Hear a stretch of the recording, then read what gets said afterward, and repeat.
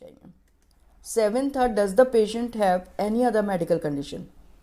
अब आप बहुत सारी न्यूरोपैथीज़ हैं जो सिस्टमिक डिजीज़ के साथ हो रही हैं, तो ये तो आपने हिस्ट्री में लेना है ना। It is important to inquire about associated medical condition. For example सबसे बड़ी तो डायबिटीज़ मेलाइटिस आप देखें ना, symmetric sensory polyneuropathy, glove stocking pattern मिलता है आपको, ऑटोनॉमिक भी हो सकती है उसके साथ। तो डायबिटीज़ मेलाइटिस पहला, SLE प्रिसीडिंग और कॉन्करेंट इन्फेक्शन, कोई इन्फेक्शन हुआ था यानी कि डायरियल डिजीज़ हो गई थी और फिर असेंडिंग पैरालिसिस हो गया तो GBS को इंडिकेट करेगा। Surgeries for example gastric bypass and nutritional न्यूरोपैथीज़, यानी कि अपर मोटर साइन के साथ आपको मिल सकती है ना, विटामिन B12 एब्जॉर्ब नहीं हो रहा, पराइटल सेल ही निकल गया सर्जरी में, तो न्यूट्रिशनल न्यूरोपैथीज़ आपको, तो सर्जरी की भी बहुत इम्पॉर्टेंस है कि आप हिस्ट्री में लें।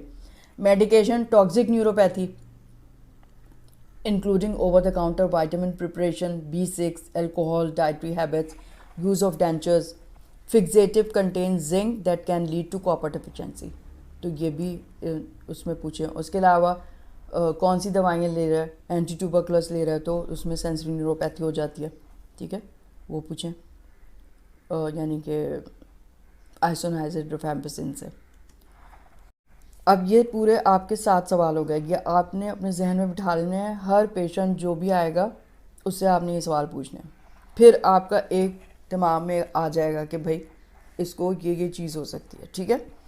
अ pattern recognition approach to neuropathic disorders Based on the answers to the 7 key questions, neuropathic disorder can be classified into several patterns based on the distribution of pattern of sensory, motor, and autonomic involvement. Each pattern has a limited differential diagnosis, and information from laboratory studies usually permit a final diagnosis to be established. ठीक है, उसको फिर neurological examination history के basis पे जो आपने किया further narrow down हो गया आपकी, फिर उसके बाद आपने जब NCVs कराए तो आपको पता चल जाएगा, ठीक है, उसकी मतलब एक डायग्नोसिस उसकी स्टैब्लिश हो जाएगी। To evaluate a possible paraneoplastic sensory ganglionopathy, anti neuronal antibodies जैसे HU या Hu antibodies should be obtain, ठीक है, अगर पैरान्यूप्लास्टिक सेंसरी न्यूरोपैथी आप सस्पेक्ट कर रहे हैं। These antibodies are most commonly present in small cell carcinoma of the lung, but are also present with breast, ovarian lymphoma, ovarian cancer, lymphoma, and other cancers. The paraneoplastic neuropathy can precede a detection of cancer, and detection of these antibodies should lead to the search for malignancy. Paraneoplastic syndrome आपको पहले मिल सकता है, patient को कोई symptom malignancy के नहीं हुए, लेकिन अगर आपने HU एंटीबॉडीज़ कराई हैं तो फिर आप जो है ना आप सस्पेक्ट करें कि इसको कोई कैंसर बॉडी में उसको सर्च करने की ज़रूरत है, ठीक है। और जो मैंने अभी बताया था ना, antibodies are most commonly present small cell carcinoma of the lung, जो मैंने अभी आपको एक जो मैंने पेशेंट देखा था ना, पेनकॉज ट्यूमर था उसको, तो उसको सिवियर एकिंग थी अब एक लिम्ब में, ठीक है। पास्ट हिस्ट्री, अब पास्ट हिस्ट्री वही जो आप सिस्टमिक सारी उससे पूछ रहे ना कि हिस्ट्री कौन कौन सी है सिस्टमिक डिजीज़ की, तो डायबिटीज़, हाइपरटेंशन तो आप सब में पूछते ही हैं, ischaemic heart disease, asthma, past serious illness, history of any surgery. Surgery का भी मैंने बता दिया, अगर गैस्ट्रिक सर्जरी हुई हुई है, उसकी गैस्ट्रेक्टमी हुई हुई है, तो आप समझ लें विटामिन B12 एब्जॉर्ब नहीं हो रहा होगा, तो उसमें पॉलीन्यूरोपैथी आपको मिल सकती है अपर मोटर न्यूरॉन साइन के साथ। Personal history, habits, addictions, cigarette smoking और एल्कोहल और जो दूसरी दवाइयाँ वो खा रहा है, तो वो उन सब से भी आप सजेस्ट हो सकता है आपको कि उसको न्यूरोपैथी तो नहीं हो रही है अगर वो एंटी ट्यूबरकुलस ड्रग्स ले रहा है या कुछ और ले रहा है। हिस्ट्री ऑफ एनी एलर्जीज, ठीक है, तो ये हर एक के साथ आपने पूछना है कि दिमाग में आपके ना फिर ये सवाल होने चाहिए। General physical examination should begin during interview of the patient. किस तरह से वो चलता हुआ है, हो सकता है कि उसको फुट ड्रॉप हो रहा हो, रिस्ट ड्रॉप हो और उसको एटैक्सिक गेट हो, ठीक है, अगर चार्कोट मैरी टूथ डिजीज़ या मतलब बहुत सारी ऐसी हेरिडिटरी न्यूरोपैथीज़ होती हैं ना, तो वो आपको हाई स्टेपिंग गेट मिल सकता है कि ऐसे पेशेंट एंटर हुआ। तो वाइटल साइंस में आप देखेंगे blood pressure, pulse, respiratory rate, temperature. अब मैंने अभी बताया था ना, ऑटोनॉमिक अगर साइंस हो, ऑटोनॉमिक डिसफंक्शन हो, तो पेशेंट का ऑर्थोस्टैटिक हाइपोटेंशन जब आप देखेंगे ना, पहले लिटा के देखा आपने ब्लड प्रेशर, फिर उसको खड़ा करके देखा ब्लड प्रेशर ड्रॉप हो गया, तो उस वक्त आप पल्स देखें, पल्स जो है वो इंक्रीज़ होनी चाहिए ना नॉर्मली, तो वो इंक्रीज़ नहीं है, वो भी डिक्रीज़ आ रही है। तो ऑटोनॉमिक डिसफंक्शन को बता रही है ये आपको। तो orthostatic hypotension without increase in the pulse rate should suggest autonomic dysfunction. सही है। न्यूरोलॉजिक एग्जामिनेशन, अब मैंने पूरा तो नहीं लिखा है, ज़ाहिरी बात है कि न्यूरोलॉजिक एग्जामिनेशन मैं सोच रही थी कि आपको किसी तरह मैं सोची थी कि करके ना वो बता दूं आपको, अलग मैं उसकी वो बना लूँगी, ठीक है। तो जिस तरह से करना चाहिए ना वो मैंने लिख लिया है यहाँ पे आपके लिए। असेसमेंट ऑफ मेंटल स्टेटस सबसे पहले होता है, ज़ाहिर बात है कि mini mental state examination MMSE। तो ये सारा मैं एक एक करके मैंने प्लान किया है कि इसकी मैं वीडियो बना लूँगी आपके लिए। Examination of cranial nerves, very important. ज़ाहिर बात है जब लॉन्ग केस आपका आएगा तो आपने तो सारा एग्जामिनेशन करना है ना, तो आप इस तरह होना चाहिए क्विक, आप क्रेनियल नर्व आप कर लें फटाफट। तो ये भी मैं I have plan to make a video of cranial nerve examination for you. Motor system कैसे करेंगे, मतलब ये कि पहले आपने मिनी मेंटल स्टेट एग्जामिनेशन उनका तफसील से करना होता है जो पेशेंट प्रेजेंट कर रहे हैं कोई कॉग्निटिव कंप्लेंट के साथ, डिमेंशिया या कुछ हो रहा है, तो उनका तो आपने तफसील से करना है। बाकी आपने ऐसी ओरिएंटेशन और वो चेक करने लेनी है उसकी पेशेंट की, ठीक है। हर एक का नहीं इतनी तफसील से करना होता मिनी मेंटल स्टेट एग्जामिनेशन। फिर आपने जब मेंटल स्टेटस का वो कर लिया तो फिर आप एग्जामिनेशन ऑफ क्रेनियल नर्व फटाफट कर लें, फिर आप मोटर सिस्टम पे आएंगे, उसके बाद आप रिफ्लेक्सेस चेक करेंगे, फिर आप सेंसरी सिस्टम करेंगे, फिर कोऑर्डिनेशन चेक करेंगे ना, finger nose test, heel shin test चला के देख लेंगे, गेट, ठीक है।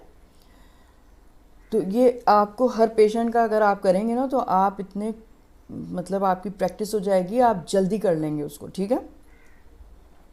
एग्जामिनेशन ऑफ रेस्पिरेटरी सिस्टम, सबसे पहला आपने लॉजिकल अगर कंप्लेंट के साथ आ रहा है तो पहले आप वो वाला सिस्टम करिए जिसके साथ पेशेंट आपको मिला है, ठीक है। रेस्पिरेटरी सिस्टम का मिला है तो पहले रेस्पिरेटरी सिस्टम आप करें, न्यूरोलॉजिकल मिला है तो न्यूरोलॉजिकल पहले करें, तो फिर उसके बाद रेस्पिरेटरी सिस्टम में वही inspection, focus on symmetry, movement, shape of chest. हो सकता है कि भाई इसमें भी आपको चीज़ें मिल रही हों न्यूरोलॉजिकल विद सिस्टमिक डिजीज़ अगर है तो palpation, tracheal position, chest expansion, apex beat, percussion dullness indicative of pleural effusion, hyperresonance, signs of emphysema, auscultation में wheeze, rales, ronchi, prolonged expiratory phase, vasculitis में होता है ना, कितनी सारी आपको ऐसी डिजीज़ेज हैं जिसमें लंग इन्वॉल्वमेंट है और फिर उसके साथ पेरिफेरल न्यूरोपैथी या मोनोन्यूराइटिस मल्टीप्लेक्स मिल रहा है। Diminished breath sounds which are clues to disorders of the airways, interstitial oedema और फाइब्रोसिस, ठीक है। इन सब ये सब भी मिल सकता है आपको न्यूरोपैथी के साथ। Cardiac examination, inspection should focus on signs of elevated right heart pressure, jugular venous distension, edema, palpation for epic beat, normal or displaced ventricular heave, any thrill of precordium। मतलब आपने करना है हर पेशेंट का। Auscultation, accentuated pulmonic components of second heart sound, left ventricular dysfunction, S3 S4 gallops and valvular disease murmur। अभी कल क्या हुआ कि मेरे पास हॉस्पिटल से फ़ोन आया कि सर्जन का पेशेंट था, उसको जो है ना कोई इचिंग हो रही थी बॉडी में, उसकी ना वो हुई थी यानी बायोप्सी अंडर जनरल एनेस्थीसिया। उसके बाद उसको ये चीज़ें हो गई थी, कुछ स्किन में लीजन हो गया था और वो तो उन्होंने मुझे बुलाया, मैं गई तो वो ट्यूबरक्लोसिस का पेशेंट था, पल्मोनरी ट्यूबरक्लोसिस, दवाइयाँ भी खा रहा था वो उसकी, और साथ में उसको जो वो हुई हुई थी, लिम्फ नोड पड़े हुए थे ना, उसकी बायोप्सी हुई थी। तो उस पेशेंट को जब मैंने देखा, उसको जो नया लीजन हुआ था, मतलब एक लीजन हो गया था उसको यहाँ पे कंधे में उसको हुआ था, उसमें फिर इचिंग हो रही थी। और वो तो जब मैंने उस पेशेंट को जाके देखा, वो ना बैठा हुआ था बेड पे और उसके फीट मैं आपको बता नहीं सकती, इतने बड़े बड़े उसके सोरियाटिक लीजन्स थे और स्केलिंग हुई भी थी, और यहाँ पे भी जो था ना, और उसके तकरीबन शिन्स तक वो लीजन्स थे, एक्सटेंसर सरफेस पे शिन्स तक शाइनी लीजन, वेल सर्कमस्क्राइब्ड, और उसमें स्केल्स, और यहाँ पे अब नया अपीयर हो गया था उसको। तो मैंने कहा कि वो डॉक्टर साहब ये तो सोरियासिस है, आपने डर्मेटोलॉजिस्ट को बुला लेना था।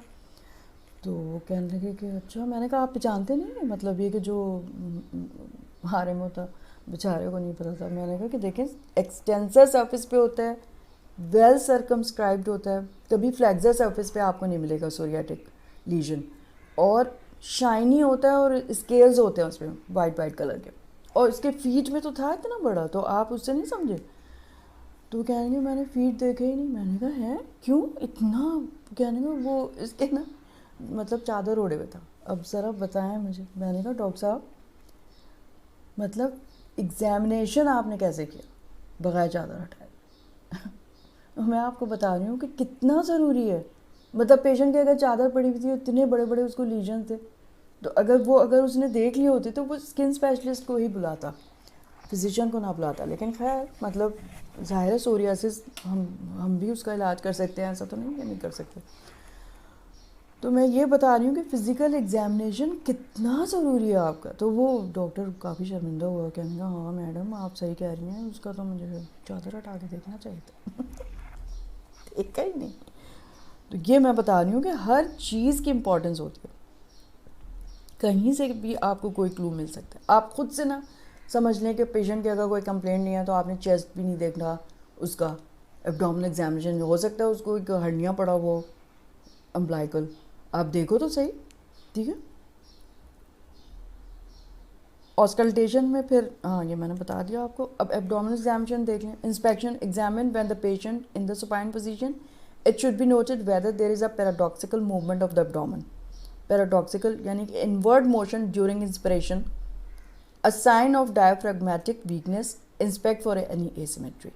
Palpation for tenderness of visceromegaly, percussion, any fluid thrill or shifting dullness, auscultation for gut sounds. ये सब आपने करना। अब इन्वेस्टिगेशंस देखें। इन्वेस्टिगेशंस जो है ना, आपने ज़ाहिरी बात है इलेक्ट्रो डायग्नोस्टिक स्टडीज़ करानी है, यानी कि NCVs, nerve conduction velocities and EMG, ठीक है। नंबर 2, अदर इम्पॉर्टेंट टेस्ट, मतलब अगर सिस्टमिक डिजीज़ के साथ हुआ हुआ है या आपको इटियोलॉजी डिटर्मिन करनी है, और स्पेसिफिक टेस्ट होते हैं फिर कुछ, तो एक एक करके देख लेते हैं। इलेक्ट्रो डायग्नोस्टिक स्टडीज़ में जो है evaluation of patients with a suspected peripheral neuropathy consist of nerve conduction velocity and needle electromyography, ठीक है, यानी EMG। इन एडिशन, क्योंकि हो सकता है ना कि सिर्फ उसको मोटर न्यूरोपैथी हो, तो सिर्फ वीकनेस के साथ आया है, तो मायोपैथी भी हो सकती है ना उसकी एक डायग्नोसिस, डिफरेंशियल, एक मोटर न्यूरोपैथी हो सकती है, एक न्यूरोमस्कुलर जंक्शन का डिसऑर्डर हो सकता है।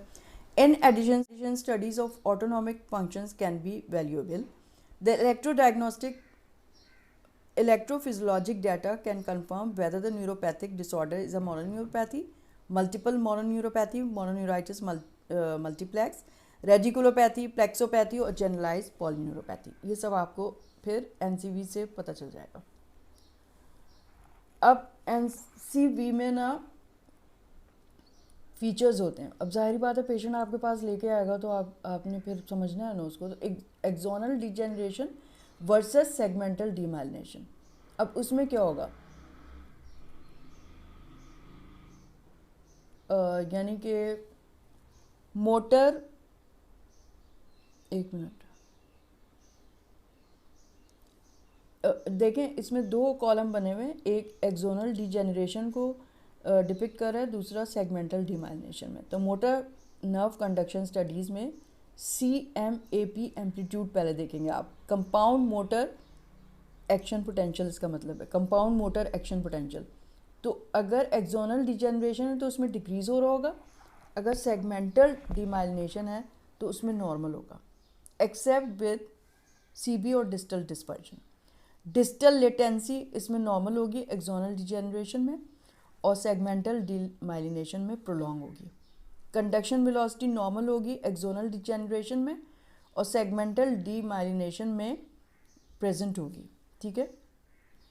मतलब ये कि वेलोसिटी जो है डिस्टल लेटेंसी प्रोलॉन्ग्ड होगी, कंडक्शन वेलोसिटी नॉर्मल होगी एक्सोनल डिजेनरेशन में और उसमें प्रेजेंट होगी। कंडक्शन ब्लॉक जो है वो एब्सेंट होंगे अगर, तो उसका मतलब है कि एक्सोनल डिजेनरेशन है, और अगर कंडक्शन ब्लॉक प्रेजेंट हैं तो सेगमेंटल डीमाइलिनेशन को बता रहे हैं, ठीक है। अब नीचे आ जाएं सेंसरी नर्व कंडक्शन स्टडीज़ में। SNAP क्या है? SNAP का मतलब है सेंसरी नर्व एक्शन पोटेंशियल। ऊपर मोटर नर्व एक्शन पोटेंशियल था, इसमें सेंसरी नर्व एक्शन पोटेंशियल का एम्पलीट्यूड देखें तो एक्सोनल डिजेनरेशन में डिक्रीज होगा और सेगमेंटल डीमाइलिनेशन में नॉर्मल होगा। डिस्टल लेटेंसी एक्सोनल डिजेनरेशन में नॉर्मल होगी और डीमाइलिनेशन में प्रोलॉन्ग होगी। कंडक्शन वेलोसिटी नॉर्मल होगी एक्सोनल डिजेनरेशन में और इसमें सेगमेंटल डीमाइलिनेशन में स्लो होगी। वैसे तो आपके पास जब रिपोर्ट आएगी ना, ये सब उन्होंने लिखा ही हुआ होगा। नीडल EMG जो क्या है, इलेक्ट्रोमायोग्राफी, स्पॉन्टेनियस एक्टिविटी अगर हो रही है तो फिब्रिलेशन प्रेजेंट है एक्सोनल डिजेनरेशन में और सेगमेंटल डीमाइलिनेशन में एब्सेंट होते हैं। फेसिकुलेशंस प्रेजेंट होते हैं एक्सोनल डिजेनरेशन में, एब्सेंट होते हैं सेगमेंटल डीमाइलिनेशन में। Motor unit potentials recruitment decrease होती है, दोनों ही में डिक्रीज होगी, यानी एक्सोनल डिजेनरेशन में भी और सेगमेंटल डीमाइलिनेशन में भी, ठीक है। Morphology long duration, large amplitude, polyphasic if there is reinnervation or segmental demyelination में ना नॉर्मल आता है, ठीक है। अदर इम्पॉर्टेंट लेबोरेटरी एग्जामिनेशन या information in patients with generalized symmetric polyneuropathy following test are needed. एक तो CBC और ESR कराएंगे आप, serum electrolytes, number 3 urea creatinine, फिर 4 LFTs, 5 fasting blood sugar, 6 HbA1c, 7 urine analysis, 8 thyroid function test, ये सब करवाने हैं आपने। Serum B12 folate levels, 10 RA factor, 11 ANA, मतलब सब इकट्ठे लिख के नहीं दे देंगे आप, मतलब ये देखते रहेंगे भाई ये भी सही आ गया ये भी सही आ गया, कुछ नहीं तो फिर आप कुछ हो सकता है ANA कराना पड़े। ANA अगर पॉजिटिव आ जाए तो anti-DS DNA कराएंगे, इकट्ठा तो नहीं करा लेंगे ना। 12 serum protein electrophoresis, 13 immunoelectrophoresis, 14 urine for Bence Jones proteins, myeloma वगैरह में हो सकती है, ठीक है। स्पेसिफिक लेबॉर्ट्री टेस्ट, अब ये तो हर एक के आपने कराने हैं अकॉर्डिंगली जो भी पेशेंट के न्यूरोलॉजिकल एग्जामिनेशन से, NCV से जो आपको इंफॉर्मेशन मिल रही है, फिर उसके बेस पे आपने एक एक करके टेस्ट कराने हैं। इफ़ स्पेसिफिक लेबॉर्ट्री टेस्ट आप कब कराएंगे? If amyloidosis is suspected, serum free light chains and kappa lambda ratio is more sensitive then serum protein electrophoresis to detect monoclonal gammopathy. For acquired demyelinating polyneuropathies, M spikes and skeletal survey should look for osteolytic or lytic lesions. For monoclonal gammopathy, bone marrow biopsy should also be performed to look for multiple myeloma. In painful sensory neuropathies, an oral glucose tolerance test is indicated even if fasting blood sugar or HbA1c are normal, as the test is abnormal or in 1/3 of such patients, ठीक है। मतलब हो सकता है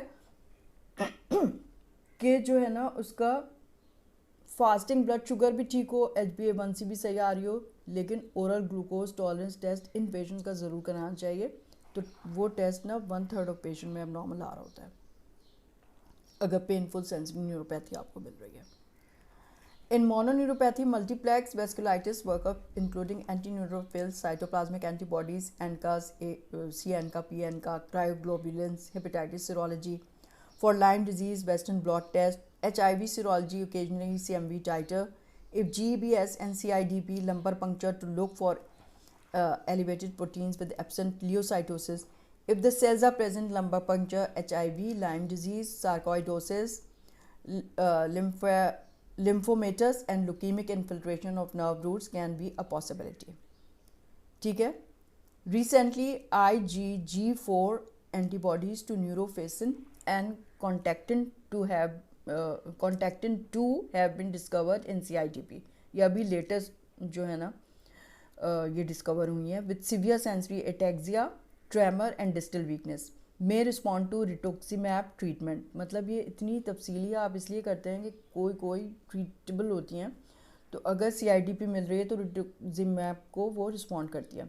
इन GBS, CID and CIBD, if LFTs are disturbed, it is important to check for hepatitis B, C, HIV, CMV and Epstein-Barr virus infection. CMV यानी कि cytomegalovirus.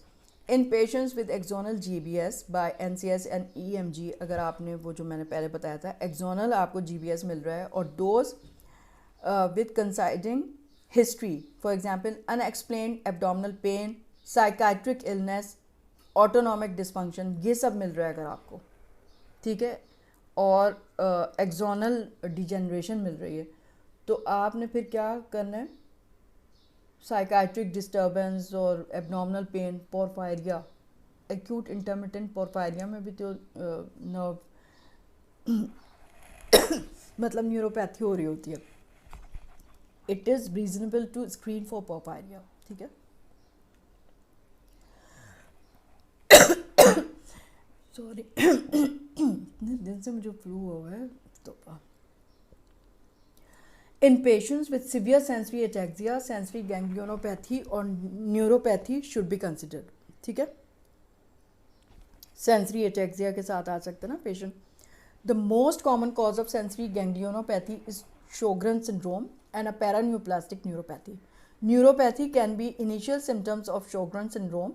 The patient should be asked about dryness of eyes and mouth, and such patients with sensory ataxia should be tested for antibodies to SSA versus RO and SSB versus LA in addition to ANA to diagnose Sjogren's syndrome. ठीक है.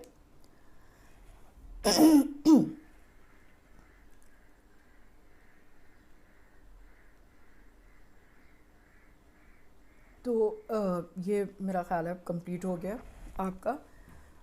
और जो मैंने आपको एक general pattern बता दिया है उसमें आप काफ़ी सारी जो मतलब ये इम्पॉर्टेंट डिजीज़ हैं जब वो आपके दिमाग में आएंगी. GBS कब हो सकता है, कब CIDP आपको सस्पेक्ट करना है, यानी कि टाइम एवोल्यूशन से आप सस्पेक्ट करेंगे उसको.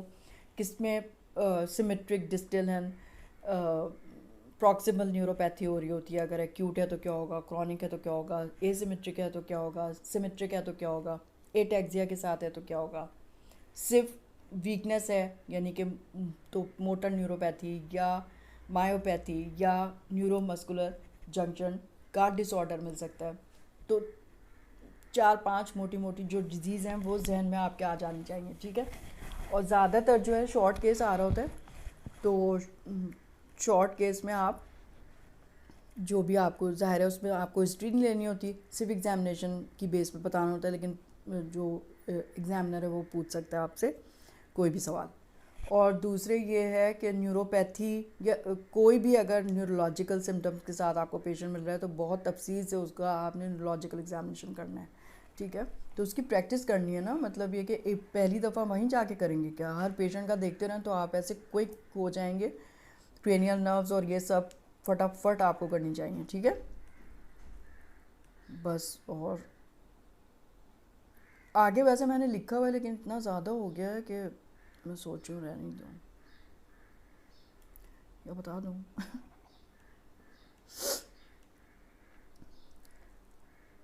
पैटर्न्स बताए हुए जो मैंने आपको बीच बीच में बता दिए बस वही है, ठीक है. तो मेरा ख्याल है इसको रहने देते हैं. अब जो है आप स्पेसिफिकली जो है आप क्या क्या पढ़ लेंगे, डायबिटिक न्यूरोपैथी. जब आप डायबिटीज़ पढ़ेंगे तो ज़ाहिर बात है कि न्यूरोपैथी आप उसमें देख लेंगे, ठीक है. GBS बहुत अच्छे से पढ़ेंगे आप, CIDP अच्छे से पढ़ लें. और जो है शार्कोट मैरिड टू डिजीज़ में सिर्फ आप वो देख लीजिए कि क्या क्या यानी कि फुट ड्रॉप के साथ क्या क्या मिल रहा होता है, ठीक है. मोटी मोटी चीज़ें आप देखिए. वेस्कुलाइटिस के साथ मोनोन्यूराइटिस मल्टीप्लेक्स मिल रहा होता है. बस इतना भी अगर आपको आता होगा जितना मैंने बताया बहुत है ये आपके लिए, ठीक है. चलें, all right, okay, thank you so much. खुदा हाफिज़. अब वो अलग अलग आपको पढ़ने के लिए आपको ज़ाहिर बात है क्या चीज़ आएगी वो तो कोई कह नहीं सकता. ये तो एक जनरल न्यूरोलॉजिकल अप्रोच है. Okay, thank you so much. ज़रूर कमेंट कीजिएगा मुझे। Thanks a lot. किसी ने मुझे कहा था न्यूरोपैथी पे कर लें, इसलिए मैंने किया है। तो वो तो मुझे ज़रूरी है आप कमेंट करें जिन्होंने कहा था। Okay, thank you so much. खुदा हाफिज़, खुदा हाफिज़।